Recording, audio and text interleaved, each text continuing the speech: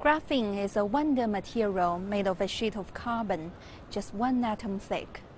It conducts electricity and is the strongest substance known to science.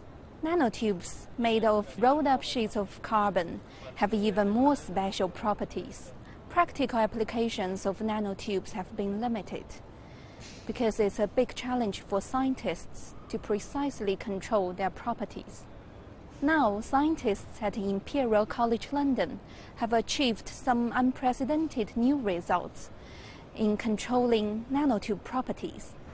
Today, I visited Dr. Steve Hodge on their new technique in controlling nanotube properties. Can you show us how you made a positively charged nanotube ions?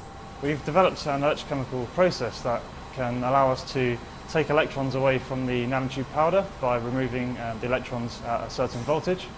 Nanotubes love to stick together really well, so applying this voltage, creating a positive charge, allows them to repel each other, so much so that they then dissolve into a solution of our choice. Nanotechnology is a multi-billion-pound industry today.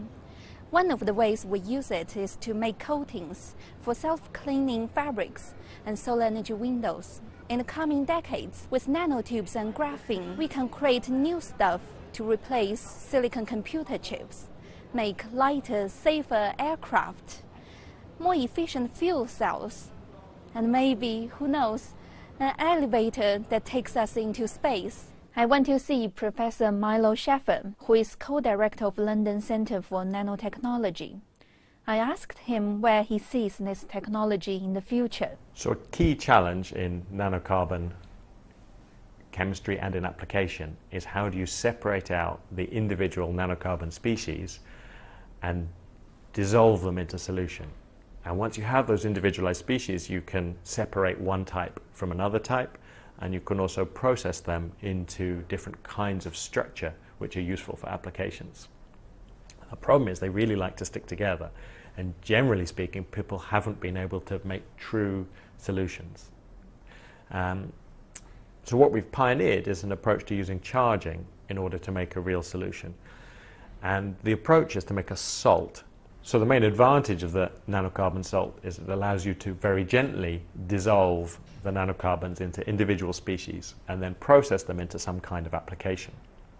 So for example, one possibility is to make very thin films by laying down a mesh of nanotubes, and there are various applications, but one is in transparent conductors. So this mesh that you make can be so thin that it's transparent, and it can also nevertheless be conductive. And transparent conductors are useful for applications such as mobile phone screens or television screens or solar cell systems, but also they can be flexible. You can roll up the sheet to make flexible electronics. So the biggest challenge is actually keeping the system dry and free of oxygen. So what we have to do is apply a vacuum and heat to dry a nanotube powder before it goes into the glove box where the magic happens, and this allows us to control the atmosphere. It's full of nitrogen, so there's no oxygen or moisture that can get in and ruin our experiment. Can you tell us the future of positively charged nanotubes? Now we've made these positively charged nanotubes, we've now been able to access a lot of new chemical reactions, so that now we can tailor the properties of the nanotubes for specific applications. So for example, coatings, solar cells, and also smart screen technologies. We've seen how scientists at Imperial are developing nanotube technology. It's a big area of investment by the government, universities, and the private companies, since it has great potential for the future. To find out more about graphene and nanotechnology research at Imperial, go to our website and search for nanotechnology.